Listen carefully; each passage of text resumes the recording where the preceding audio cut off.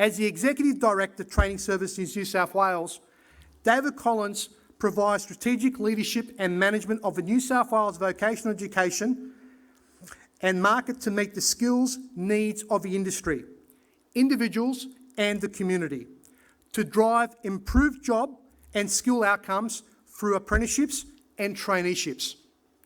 David has worked across the New South Wales and government in a range of skills and employment policy, regulatory and the program management roles. With the New South Wales Government, David has led successful transition to smart and skilled and provides ongoing leadership for apprenticeships and traineeships as a Commissioner for Vocational Training. Please join me in welcoming David Collins to open the 2022 Vet in Schools Forum.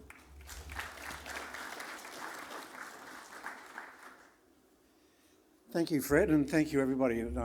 Great to see so many people here. And thanks, Tony, for both welcoming us today, but also for your acknowledgement of country.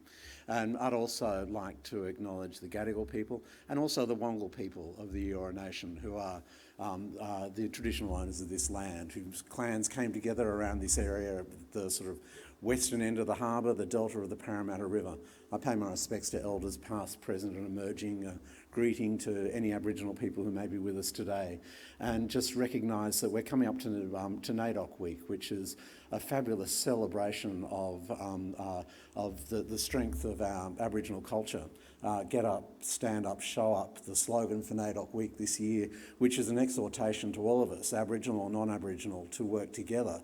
And for those of us in the room, really important, because we have got so much power, we've got so much opportunity to make a difference. The skills that we have, the services that we provide have so much potential to make a difference for Aboriginal people. Jobs, economy and prosperity. This is a fantastic facility, Tony. It's great. I'm pleased to have been here several times, and in fact, the Deputy Premier, the former Deputy Premier, one who's in the news bit at the moment, came here and was so impressed that he commissioned the development in government schools of 2 vocational colleges that are being developed at the moment at Seven Hills and up around Ballina. And we brought the Premier here when we wanted to announce the government's commitment to fee-free apprenticeships because we wanted really good technical facilities as a backdrop to the Premier doing a media conference. It was fantastic. Unfortunately, I don't think we actually badged at Southern Cross College, and so everyone thought, aren't those TAFE facilities great? But really, world-class facilities, and I see from the program there's the opportunity for people to go on a tour, and if you haven't been here before, you should go and look, because it is a really fantastic facility and a terrific opportunity for the young people who are learning and developing here, and also for the teachers who are able to apply their skills here as well. Thank you to Fred for his opening as well. I saw Fred on Friday night at the Training Awards, and he has been a very strong supporter of our Training Awards program over many years. And it's worth noting that vocational education for school students. So the Training Awards were set up as being about apprentices and trainees, post-school industry and the like. But it's worth noting kind of the ascendancy of school-level vocational education over recent years. Over recent years, a couple of our state vet teacher trainers, in fact one of them who went on to take out the national award, have been through the school system. So Sally Ford from Public Schools Tamworth is the Australian Vet Teacher Trainer of the Year from about 2019, I think, and it will come to me. Megan Renwick, also from Public Schools, was the vet teacher trainer a couple of years ago. And Catholic Schools Diocese of Parramatta for 2 years has been recognised as the trainer of the year, the training provider of the year, up against public, private and community training providers post-school. So it's a testament to the quality of what is actually in vocational education in schools, that it stands up really strongly against post-school vocational education and training. As that convoluted description or biography described, my role in the New South Wales Government is funding training. So funding smart and skilled, TAFE, private and community providers, also regulating the employment and training of trainees and apprentices. And I've been engaged in different ways with vocational education for school students for longer than I can remember, for a long time. I actually did work in the Commonwealth Government, and came to the New South Wales Government on a project when the former Board of Studies introduced the industry studies curriculum. I came to on a project to negotiate industry recognition of those qualifications towards post-school vets. So really formative stuff of getting the manufacturing sector to say, if you do industry studies manufacturing, we'll give you this level of credit going into an apprenticeship. It was actually pretty difficult, very difficult, because there was a lot of resistance to what was emerging through schools. But there was a very clear program and a very clear focus by all the parties in ensuring that we actually developed something that was of quality, of relevance, and that stood up alongside post-school vocational education. I also, in my role working with the former Board of Vocational Education and Training, was involved in the development of the principles that went into the Magor review of the HSC, basically the policy that set the current HSC many years ago now, but the principles for vocational education and training. Magor and the government looked to the board for advice as kind of the spokespeople of industry over what vocational education in school should look like. And a couple of really strong things there were about what happens in school for school students being equivalent to VET more broadly, which is part of the reason that we all have across the three sectors RTOs that are regulated by the VET regulator, teachers, and the really significant work that we do with teachers in terms of ensuring that they meet the standards that are required. Through that also a long history of working with the three sectors. For a number of years I sort of convened what was known as the Schools Consortium, which was a body that brought public, Catholic and independent schools and NESA, or the board as it was, together to engage in collaborative planning. And that's really one of the strengths of what we have in New South Wales in terms of the development of vocational education for school students, that we have a really strong history of the three sectors working together to make sure that they are supporting each other in terms of the development of standards, in terms of the development of curriculum and supporting resources and teacher training. And there's also a united voice in talking to government and talking to our friends in the Commonwealth who've had a very strong interest in this as well. Various other things that I've been involved in have also negotiated the model around school-based apprenticeships. So school-based traineeships, having been established first, went and had those lusty discussions with the industry bodies about introducing an apprenticeship model. And more recently, and probably relevant to what Fred has just referred to, have overseen the development of the pathways strategy that will be rolled out through New South Wales Government schools, and kicked off the negotiations with the Vice-Chancellor's Committee and related groups that have resulted in that announcement around changes to ATAR categorisation. It's important to me, and it's important to us as an organisation, just because of the power of vocational education in schools. And it is that power of applied learning. It is the opportunity that offers.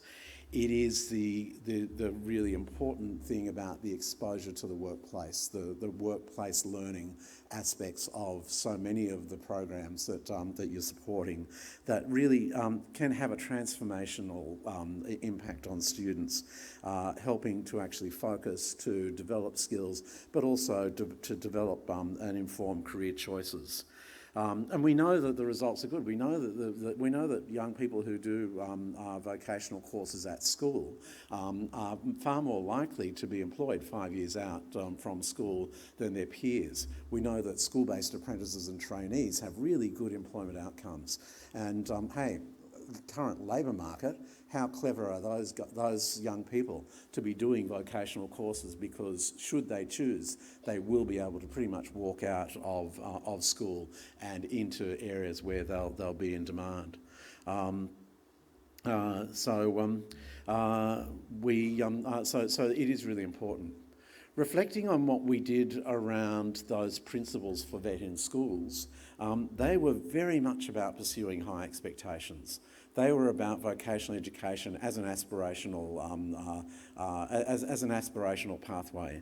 They aimed to ensure that vocational education met the requirements of the HSC as well as the VET system, which is why it was important about the teacher capabilities, also about the work placement aspect.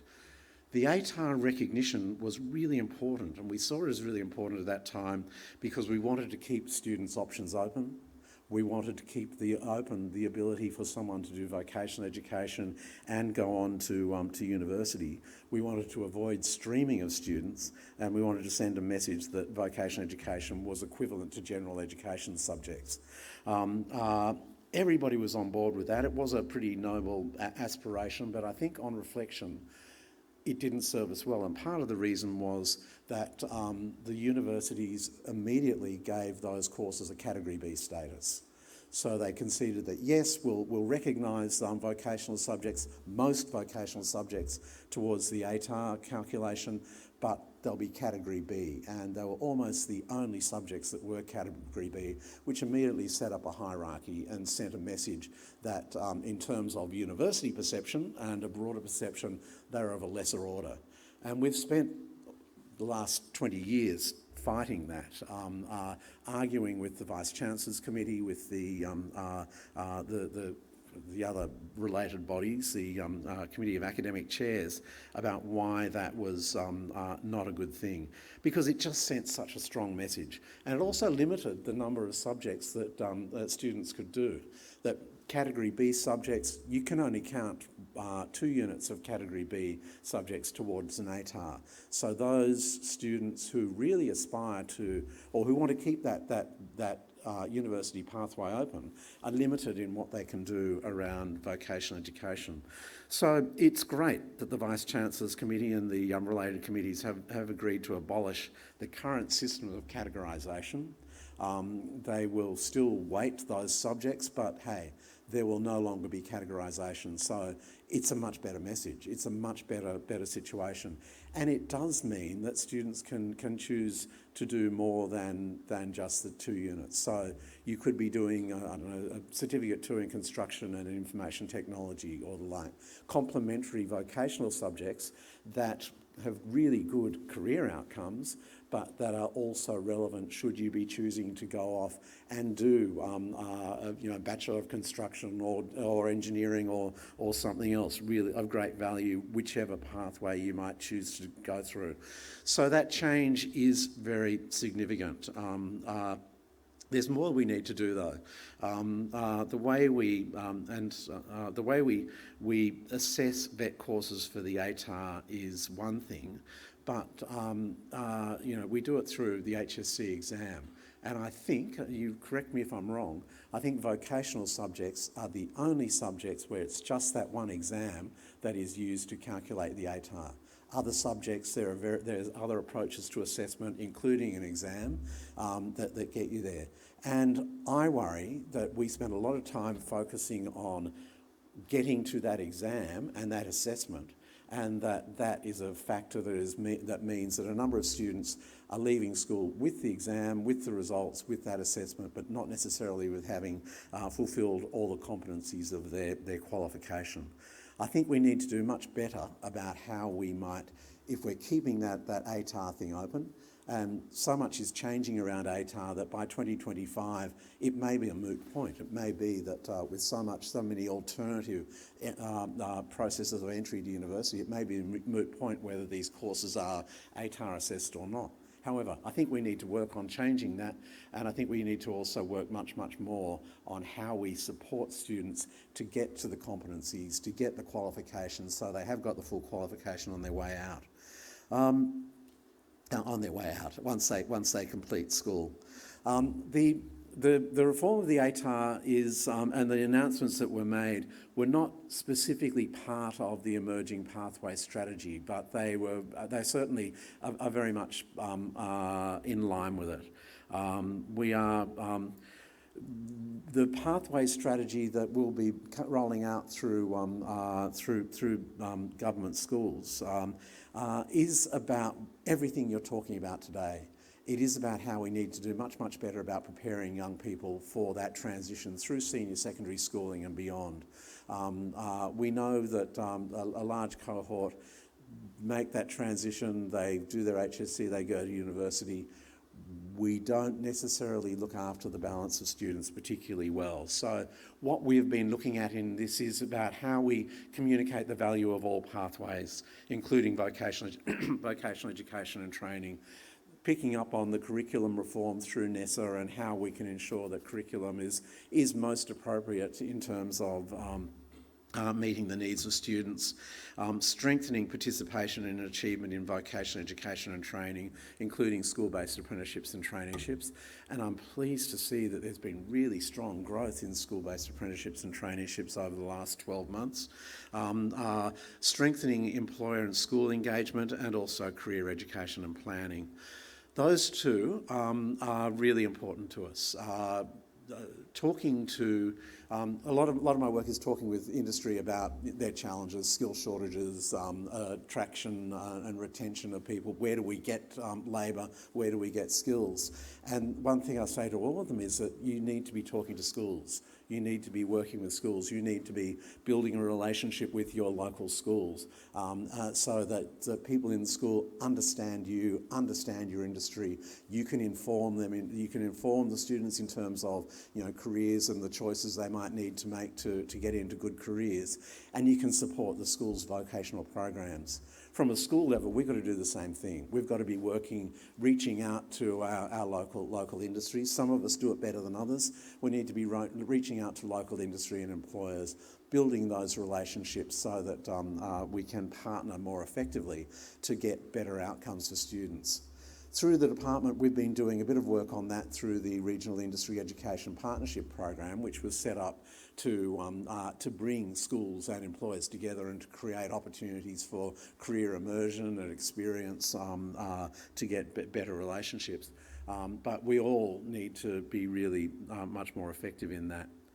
We're also, through the department, rolling out, and I know we've got a discussion on the National Careers Institute, we're rolling out a process, Careers New South Wales, which is a recommendation of Gonski and Shergold, which is about providing much better industry-grounded career information to the population broadly. We're starting to work on that, on how we can use that to support what happens in schools.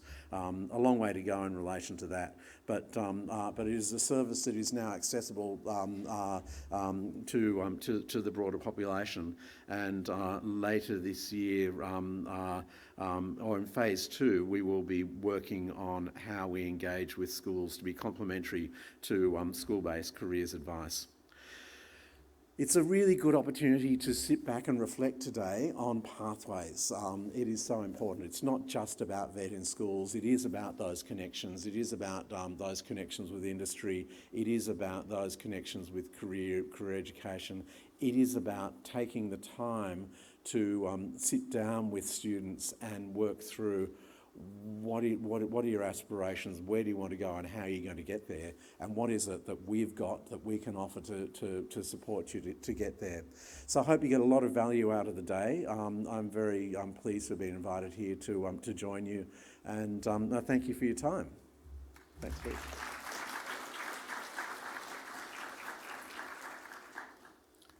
Thank you, David. David, just come forward. Just please accept a token of our appreciation for being here today and providing us the opportunity of addressing the delegates. So thank you. A small gift.